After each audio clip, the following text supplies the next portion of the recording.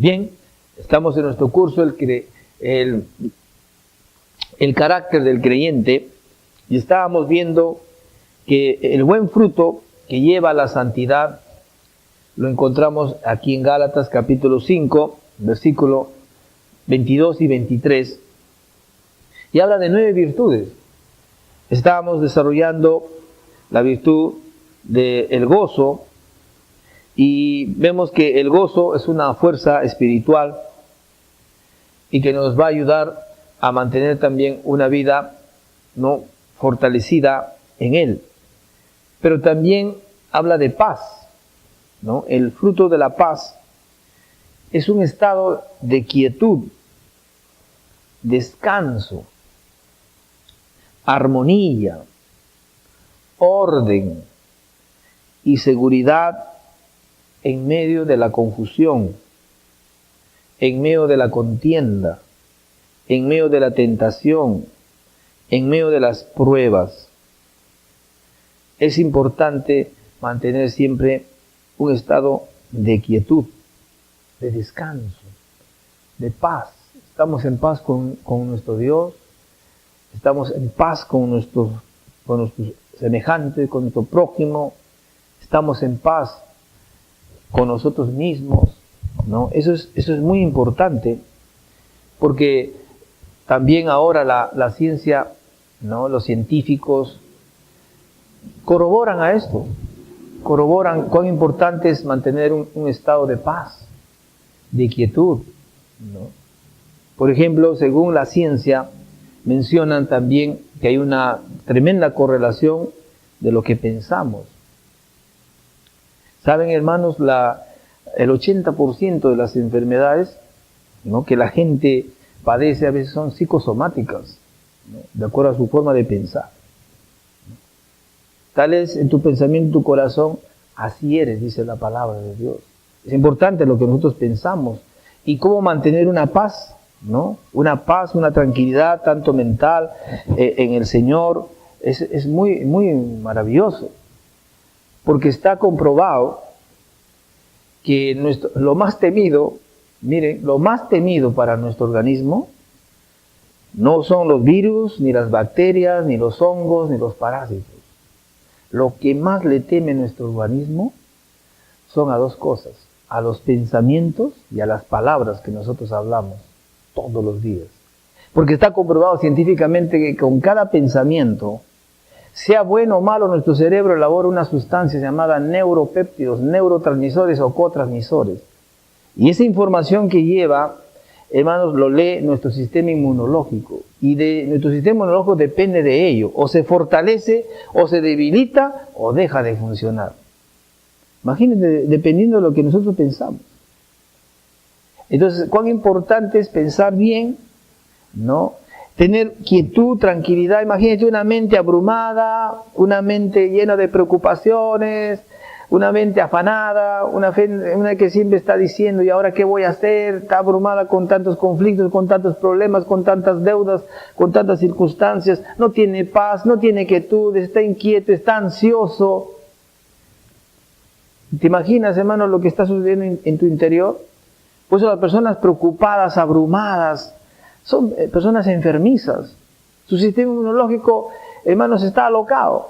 A veces hasta lo más curioso, la ciencia está, hermanos, manifestando que cuando el sistema inmunológico no está correcto, operando en nuestra vida por nuestra forma de pensar y por las palabras que a veces hablamos cada día, hermanos, a veces terminamos teniendo enfermedades autoinmunes. Como por ejemplo las alergias son enfermedades autoinmunes, los cánceres, la diabetes. Empieza a reaccionar, nuestro propio cuerpo se revela, nuestras propias células, en vez de defendernos, porque el sistema inmunológico Dios lo ha puesto, le ha dado una memoria al sistema inmunológico, ¿para qué? Para que pueda atacar virus, bacterias, hongos, parásitos. Está capacitado nuestro cuerpo para defendernos, nuestro sistema inmunológico, pero también tiene que estar en concordancia en la forma como pensamos. Por eso es importante la renovación de la mente por medio de la palabra del Señor. Y sobre todo tener, hermanos, este fruto, manifestar este fruto del Espíritu, que es paz. La paz es un estado de quietud, de descanso, de armonía, de orden, de seguridad, frente a la confusión, frente a la contienda, frente a las tentaciones, frente a la prueba. Pero también el buen fruto que lleva la santidad manifiesta aquí en Gálatas, que es la paciencia. Y la paciencia, según la palabra griega, paciencia, tiene dos connotaciones, ¿no? En un sentido, la paciencia tiene que ver en cuanto a las circunstancias adversas. ¿Cómo puedes conocer a una persona que tiene paciencia?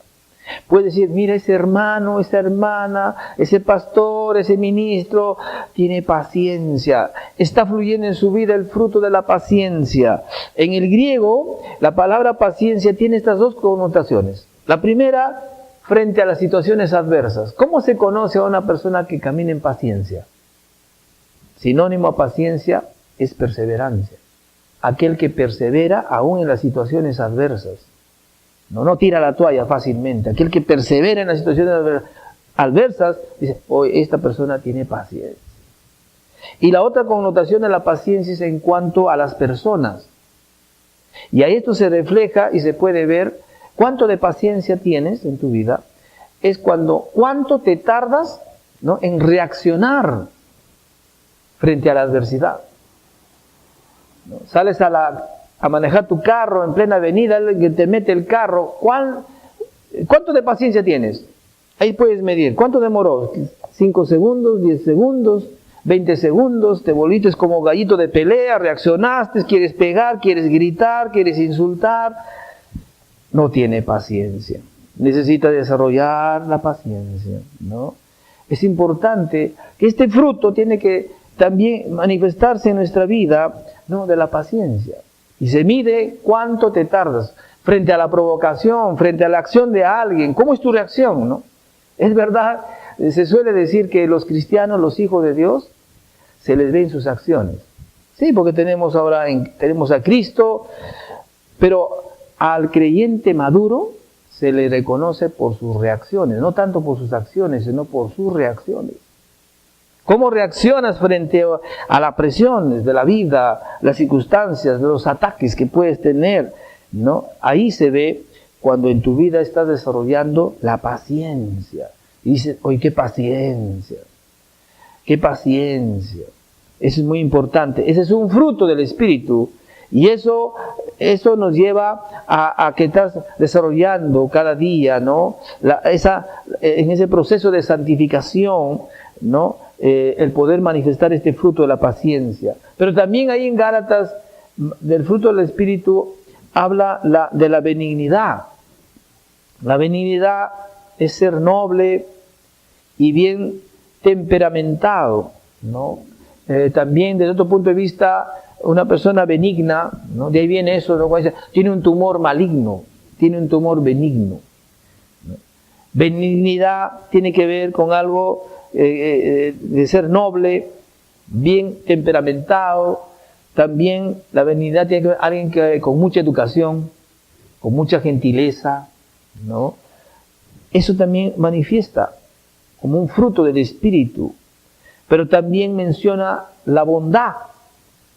La bondad es ser noble, cortés, manso, tener pasión y temperamento bajo control, paciente en el sufrir, sin sentir un espíritu de venganza, bondad, ¿no?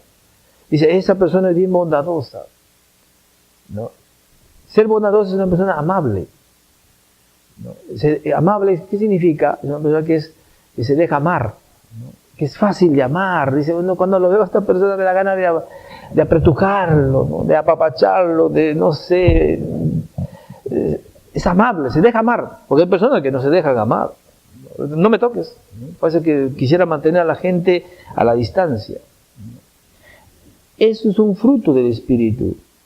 Pero también menciona, más el fruto del Espíritu, dice templanza. La templanza tiene que ver con autocontrol en todo. Esto habla de dominio propio. ¿no? La templanza tiene que ver con dominio propio. Yo le enseño a la congregación, le digo, hermanos, no se olviden, ¿no? Siempre lo he puesto en abreviatura, no se olviden de la ADP. Ellos ya saben, ¿no? La congregación donde estoy pastoreando, le digo, no se olviden de la ADP, ellas saben qué es eso, ¿no? Sencillamente, la ADP es dominio propio, dominio propio. Y en realidad, es un don, es una bendición que Dios nos ha dado, que ahora estamos en sus caminos. Porque dice, Dios no nos ha dado espíritu de temor, de cobardía, sino espíritu de amor, de poder y dominio propio. Hermanos, el fruto del espíritu termina diciendo, ¿no?, de la templanza. La templanza es dominio propio. ¿Cuánto nos va a ayudar que esto desarrollemos en nuestra vida? Que eso empecemos a manifestar en nuestra vida. Dominio propio. Sí, le ibas a golpear, pero dominio propio. Ibas a insultar y tu lengua estaba llena de veneno y querías lanzar y herirlo, lastimarlo. Estabas en un pleito y alguien te lanzó una palabra hiriente y te golpeó fuerte y tú estabas esperando que acabe y que tú también volver a atacar y decir cosas y para herirlo y moverlo, lastimarlo. Dominio propio. Dominio propio. Algo que también puedo haber entendido es, a veces muchos de nosotros no sabemos lo que tenemos. O algunos han llegado al nivel que saben, sí, la Biblia dice tenemos dominio propio, pero nunca lo ejercen. No es beneficioso. Esto me trae a la luz, así como cuando una persona se anda jactando, ¿no? Me he comprado mi carro nuevo. Tiene lunas polarizadas, asientos de cuero, todo eso. Tiene computadora, es un motor poderoso, tiene unas llantas así, tiene esto, y está jactándose y describiendo su carro, y ya lo estás manejando, ¿no? ¿Y dónde está tu carro? En la cochera. Todavía no he sacado mi licencia, todavía no he aprendido a manejar, pero lo tiene ahí, en la cochera, pero anda diciendo, tengo mi carro. Pregunto, ¿le beneficiará decir a todo el mundo que tiene su carro? Que sepa que tiene su carro, pero no lo utiliza. Y algunos tienen un pensamiento, no, es que está guardadito ahí, se está conservando. Carro que tú no utilizas, la humedad, clima Callao, creo que estamos extensos a 80% de humedad. La humedad, el calor, el medio ambiente, lo va deteriorando. Carro que no lo utilizas, se te baja la llanta, un día quieres prender, la batería no prende, tienes que ir a cargar la batería, se va deteriorando una cosa, otra cosa. Entonces, es importante utilizarlo, el beneficio es que lo utilices.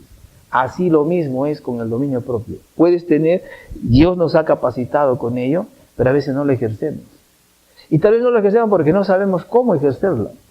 Eso, en el momento de las circunstancias, las presiones, uno tiene que tomar ese control, el dominio propio, ¿no? En cualquier circunstancia, cuán importante, te va a librar de muchas cosas. A mí me llamó la atención un pastor una vez cuando me contó, me dice, he ido a visitar a un penal, me dijo. ¿Ah, sí?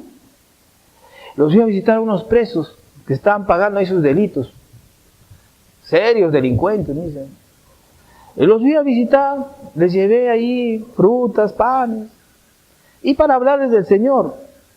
Y después de compartirles las bendiciones, dije, ahora quiero que me escuchen.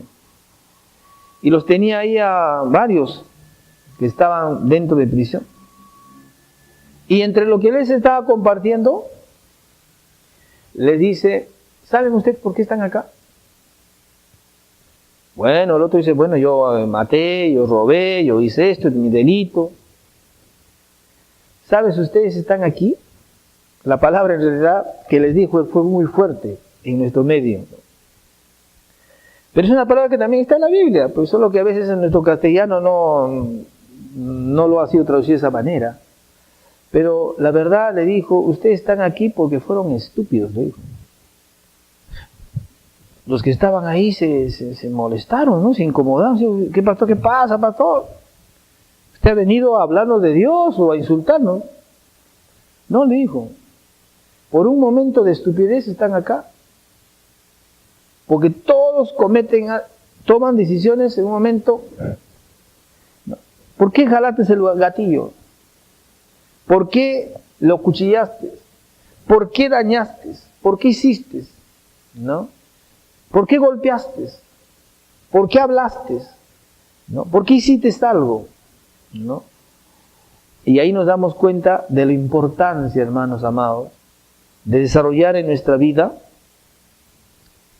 la templanza, que es el dominio propio. Y en Cristo tenemos esta bendición de tener dominio propio. Aprovechémosla, usémosla, que ese fruto del Espíritu se manifieste en nuestra vida, ¿no? Frente a las circunstancias en el trabajo, un jefe bravucón, presiones con la esposa, con el esposo, con los hijos, la familia, el dinero, las cuentas, desesperación, control, dominio propio, ¿no? Es muy importante, pero también habla la Biblia de mansedumbre, ¿no? Y esta palabra mansedumbre tiene que ver con la humildad. Y la humildad es otro fruto del Espíritu que nos conlleva a la santidad. Una persona humilde no es como algunas veces se suele decir, ¿no? A veces nuestra terminología, nuestra forma de hablar, decimos, ¿no?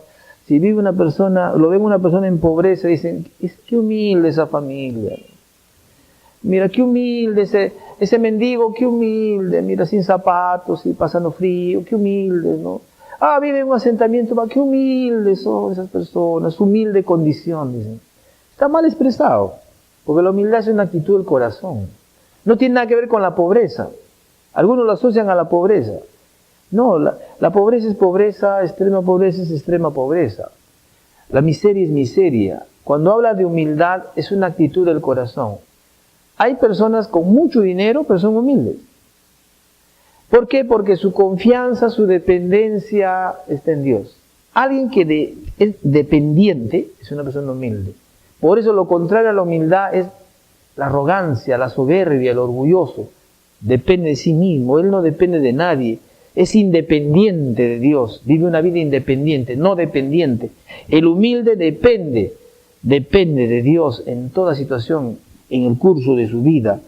Una persona humilde también se le conoce. ¿Quieres reconocer a una persona humilde? Mira, este es un termómetro para que puedas reconocer a un pastor, a un hermano, a un ministro humilde, que cuando es confrontado, ¿no?, en el tiempo correcto, con amor y con la verdad de la palabra, sabe admitir sus errores y sus debilidades.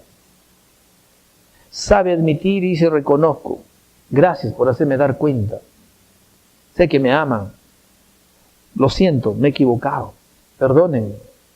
Voy a mejorar. Voy a cambiar mi forma de pensar. Voy a actuar de una manera diferente. Es una persona humilde. Una persona humilde también es aquel que tiene, pues, control sobre el poder, ¿no? Es decir, cuando está en lugares altos, ¿no? No se cree lo máximo, ¿no? Él es único. A veces también suele pasar en el ministerio. Cuando entramos al ministerio, en nuestros primeros tiempos del ministerio, no sé, tenemos como un síndrome mesiánico, ¿no? Mesiánico. Creemos que Dios nos ha levantado y somos los que vamos a hacer una revolución y por nosotros el mundo se va a salvar y somos los únicos exclusivos y que Dios a nosotros nomás nos usa y, a veces nos encasillamos en eso, ¿no? Pero es así. Dios tiene pues a sus siervos en todo lado, ¿no?, usándolos de diferentes maneras para su gloria y su honra, y el llamado que el Señor nos ha dado es una gran honra. Entonces estamos viendo que el buen fruto que lleva a la santidad lo vemos en relación a los frutos del Espíritu que debemos manifestar en nuestra vida a la luz de la palabra del Señor. Entonces, como conclusión, producir fruto de la carne es ceder a la carne. Producir fruto del Espíritu es cederse a la palabra y al Espíritu Santo. Cuando el nivel de la palabra es bajo, tu nivel de la carne será alto. Por eso, mis amados hermanos, qué importante es la palabra de Dios. Es muy importante poner siempre como prioridad en nuestra vida, porque la palabra de Dios nos revela su voluntad. ¿Sabes? Te estoy preguntando, ¿cuál es la voluntad de Dios para mi vida? Está aquí, en la palabra de Dios está revelado su buena, su perfecta, ¿no?, voluntad de Dios para nuestras vidas. Ahí Dios lo ha revelado. Entonces vemos que cuando el nivel de la palabra en la vida de una persona es bajo, entonces tu nivel de la carne será alto, pues. Pero también cuando el nivel de la palabra es alto, el nivel de la carne será bajo. Por eso cuanto más palabra, no solamente la oímos, la ponemos en práctica, ¿no? Le damos vida, porque la palabra dice que es espíritu y es vida. Entonces cuando prevalece la palabra en nuestra vida y nuestro nivel de palabra es alto, el nivel de la carne va a ser bajo. En Efesios capítulo 4, en el versículo 24, y vestíos del nuevo hombre, creado según Dios en la justicia y santidad de la verdad. Nos está hablando que debemos vestirnos ya de ese nuevo hombre, que dice que fue creado según Dios en la justicia y santidad, pero de la verdad, de la palabra. En Romanos capítulo 12, versículo 1 y 2, Romanos capítulo 12, versículo 1 y 2, así que hermanos, os ruego por las misericordias de Dios, que presentéis vuestros cuerpos en sacrificio vivo, santo, agradable a Dios, que es vuestro culto racional. Y seguidamente dice, no os conforméis a este siglo, a este mundo, la palabra siglo es este mundo, sino transformaos por medio de la renovación de vuestro entendimiento, para que comprobéis cuál sea la buena voluntad de Dios, agradable y perfecta. Entonces, como conclusión vemos que nuestros cuerpos tienen que ser presentados como sacrificio vivo, es decir, nuestro espíritu teniendo control, ¿no?, sobre nuestra carne, sobre nuestro cuerpo. No es nuestro cuerpo que tiene que decirnos lo que tenemos que hacer. A veces nuestro cuerpo grita más, ¿no? No vayas, estás cansado. Y a veces nos ponemos de acuerdo con nuestra mente y la mente te va a dar, siempre la mente nos da la razón. Sí, tiene razón, está haciendo frío, no vayas. ¿No? Además, si pierdes un día más, que no vayas, no hagas. Pero quien debe, hermanos, dirigir, controlar nuestra vida es nuestro espíritu. Es por eso que nuestros cuerpos tienen que ser presentados en sacrificio vivo, pero dice santo, agradable, santo. Ahí resaltamos, nuestros cuerpos tienen que estar, dice, presentarlo en sacrificio vivo, santo, es decir, apartado para Dios. Eso que fuimos llamados a ser santos significa que Dios nos apartó, nos separó del mundo, del sistema, de este mundo de tinieblas, nos separó para el servicio de Él, ¿no? Y así nuestros cuerpos de igual manera. Y habla que en la segunda parte que debemos renovar nuestra forma de pensar, nuestros pensamientos, pero a la luz de la palabra del Señor. Realmente nada cambia si no hay renovación de mente. Aún estando en Cristo, siendo buenos hijos de Dios, que tal vez amamos a Dios, amamos y somos muy sinceros con Dios, pero no vamos a ver el verdadero cambio que necesita. Nuestra forma de pensar es importante y tiene que ser renovada a la luz de la palabra. Y también nuestras emociones tienen que ser renovadas, ¿no? Hemos mencionado, ¿no?, como la ira, la contienda, esas cosas, esas emociones tienen que ser ya controladas, ¿no?, en nuestras vidas, manifestar una nueva vida, tienen que ser renovadas la mente, las emociones, y vamos a terminar tomando buenas decisiones en la vida, decisiones para que podamos ser buenos siervos del Señor. Pasamos a la lección ahora número 8 y vamos a ver acerca de la servidumbre o la actitud de servir. Entonces, para ello vamos por favor al libro de Levíticos, en el capítulo 25. Vamos a ver qué dice la palabra en cuanto a la servidumbre, en cuanto a cómo ser siervos del Dios Altísimo. En Levíticos, en el capítulo 25, versículo 42 hasta el versículo 55, dice: porque son mis siervos los cuales saqué yo de la tierra de Egipto. No serán vendidos a manera de esclavos. No te enseñorearás de él con dureza, ni tendrás temor de tu Dios. Así tu esclavo como tu esclava que tuvieres serán de las gentes que están en vuestro alrededor. De ellos podréis comprar esclavos y esclavas. También podréis comprar de los hijos de los forasteros que viven entre vosotros y de las familias de ellos nacidos en vuestra tierra, que están con vosotros, los cuales podréis tener por posesión. Y los podréis dejar en herencia para vuestros hijos después de vosotros, como posesión hereditaria. Para siempre os serviréis de ellos. Pero en vuestros hermanos, los hijos de Israel, no os enseñorearéis cada uno sobre su hermano con dureza. Si el forastero o el extranjero que está contigo se enriqueciere, y tu hermano que está junto a él empobreciere, y se vendiere al forastero o extranjero que está contigo, o alguno de la familia del extranjero, después que se hubiere vendido, podrá ser rescatado. Uno de sus hermanos lo rescatará, o su tío o el tío de su tío lo rescatará, o un pariente cercano de tu familia lo rescatará, o si sus medios alcanzaren, él mismo se rescatará.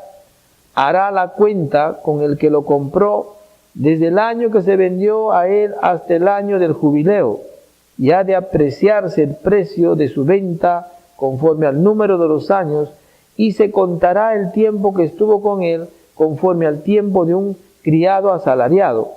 Si aún fuere muchos años, conforme a ellos, devolverá para su rescate del dinero por el cual se vendió. Y se quedare poco tiempo hasta el año del jubileo, entonces hará un cálculo con él y devolverá su rescate conforme a sus años. Como con él, tomado a salario anualmente, hará con él. No se enseñoreará con rigor delante de tus hijos, de tus ojos.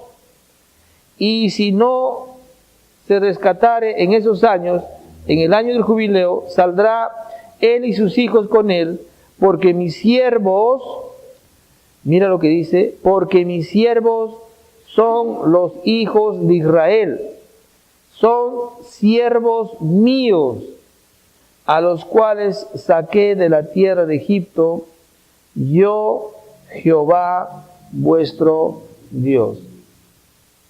Entonces, según Levíticos, indica que los creyentes son hijos de Dios, que los ha sacado de la atadura del mundo para servir a Dios, ¿no? Sabemos que todo en el Antiguo Pacto ha sido una tipología, simbología, ¿no? Como el pueblo de Israel fue librado, ¿no?, de más de 430 años de esclavitud de allá en Egipto, y como Dios los sacó para que sean sus siervos, lo mismo pasó con nosotros en Cristo. Fuimos hechos libres. ¿Para qué? Para ser, posicionalmente somos sus hijos. Tenemos esa posición de hijos. Él es nuestro Padre. Pero funcionalmente somos siervos, ¿no? Le servimos a Él. Aunque la servidumbre al mundo, para el mundo significa atadura y opresión, en realidad como cristianos somos libres para hacer lo que queremos hacer. Y por eso encontramos que en Primera de Corintios, Pablo, inspirado por el Espíritu Santo, mira lo que escribe en Primera de Corintios capítulo 8, versículo 2, y si alguno se imagina que sabe algo, aún no sabe nada como debe saberlo. En segunda de Corintios capítulo 3, versículo 17, segunda de Corintios capítulo 3, versículo 17, dice, porque el Señor es el Espíritu, y donde está el Espíritu del Señor, allí hay libertad. Entonces está mostrando que en Cristo somos libres. En Gálatas capítulo 2,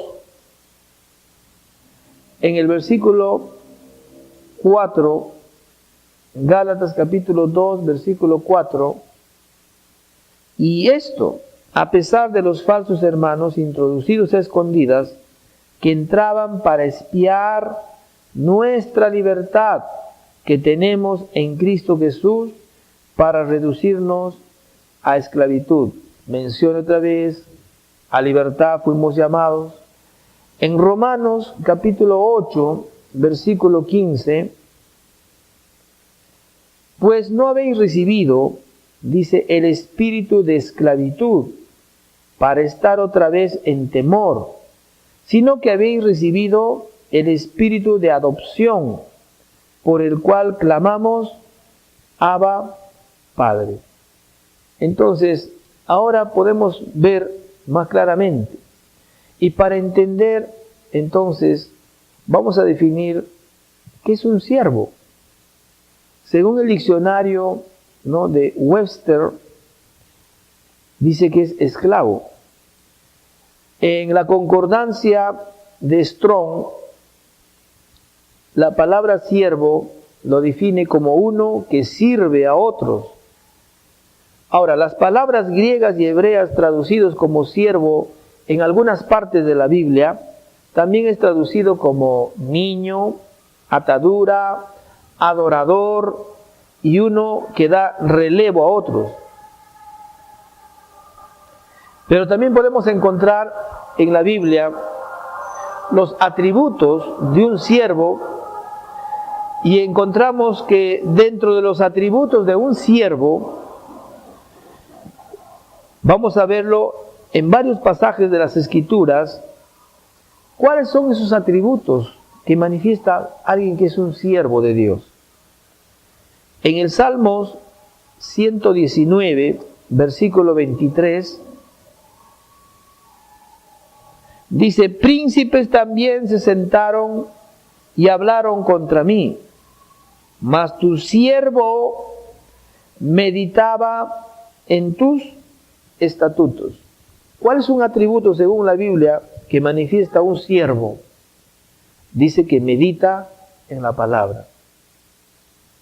Importante, hermanos, considerar. Esto de meditar habla de hablar en voz baja, en voz alta, constantemente, estar pensando, hablando, ¿no?, la palabra de Dios. Un siervo siempre medita en la palabra. En Mateo capítulo 24, versículo 45, Mateo capítulo 24, versículo 45, ¿quién es pues el siervo fiel y prudente al cual puso su Señor sobre su casa para que les dé el alimento a tiempo? Entonces, en resumen, los atributos de un siervo encontrados en la Biblia, según Mateo capítulo 24, un siervo es fiel y a la vez es sensible. En Mateo capítulo 25 encontramos otro atributo de un siervo. Mateo capítulo 25, versículo 21. Y su Señor le dijo, bien, buen siervo y fiel, sobre poco has sido fiel, sobre mucho te pondré, entra en el gozo de tu Señor. Un atributo que según Mateo es que tiene un buen carácter. Un siervo tiene un buen carácter. En Marcos capítulo 10, versículo 44, y el que de vosotros quiera ser el primero, sea siervo de todos. Un atributo de un siervo sirve a todos. Esa es la connotación que nos da la palabra del Señor. Un sirviente, un siervo, es el que sirve a todos. En Lucas, capítulo 12,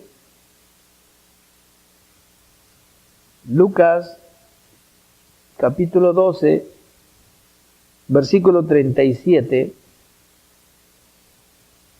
bienaventurados aquellos siervos a los cuales su Señor, cuando venga, halle velando. De cierto os digo que se ceñirá y hará que se sienten a la mesa y vendrá a servirles. Como dice bienaventurados, según Lucas, los atributos de un siervo encontrado aquí en la Biblia, un siervo es bendecido. En Hechos de los Apóstoles, en el capítulo 4, versículo 29,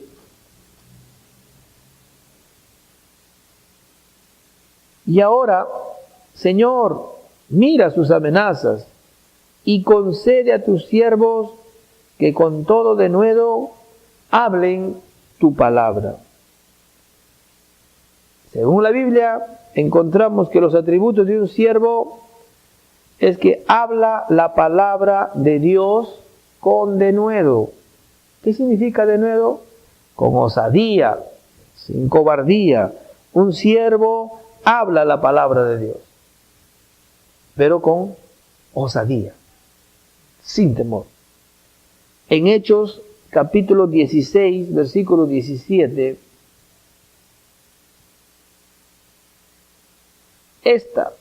siguiendo a Pablo y a nosotros, daba voces diciendo: estos hombres son siervos del Dios Altísimo, quienes os anuncian el camino de salvación. Vemos según esta escritura que los atributos de un siervo encontrados aquí en la Biblia es que un siervo proclama el camino de salvación. Entonces vamos a ver cuál es la actitud que debe tener un siervo. Pues una actitud muy importante, porque las actitudes cuentan, hermano, ¿no? Dependiendo de tus actitudes, tú llegarás a grandes altitudes en Dios. Repito, dependiendo de tus actitudes, tú llegarás a grandes altitudes, a grandes alturas en Dios. Y una actitud importante en nuestra vida es la humildad. La actitud de un siervo es la humildad. Y vamos a las Escrituras, a Filipenses capítulo 2, del versículo 5 al versículo 8. Haya pues en vosotros este sentir que hubo también en Cristo Jesús, el cual, siendo en forma de Dios, no estimó el ser igual a Dios como cosa que aferrarse, sino que se despojó a sí mismo, tomando forma de siervo, hecho semejante a los hombres, y estando en la condición de hombre, se humilló a sí mismo, haciéndose obediente hasta la muerte y muerte de cruz. Esto es algo trascendental, ver cómo debemos tener la misma mente de Jesús, ¿no? Porque cuando vemos en el versículo 5, cuando dice: haya pues en vosotros este sentir, dice en nuestras Biblias, en la Reina Valera. En otra traducción dice: haya pues en vosotros esta actitud. La palabra sentir en el original tiene la connotación de actitud, habla de actitud. Dice: haya pues en vosotros esta actitud que hubo también en Cristo Jesús, ¿no? Dice que Él se vació a sí mismo, ¿no? Dejó su gloria y tomó forma de siervo. Jesús mismo, Dios mismo, ¿no? Tomó forma de siervo. También, según esta escritura, tenemos la mente, ahora tenemos la mente de Cristo. Y que tener la mente de Cristo, es decir, es tener humildad. Tener la mente de Cristo es ser obediente. Tener la mente de Cristo es negarse a sí mismo. Y hemos visto, negarnos a sí mismo es, ¿no?, acerca de la carne. También, según Filipenses, podemos extraer y ver que nuestra actitud es más importante que nuestras acciones. Si tenemos una actitud correcta, ¿no?, una actitud, automáticamente las acciones seguirán. La actitud es lo que cuenta y eso es muy importante. Continuamos la siguiente clase.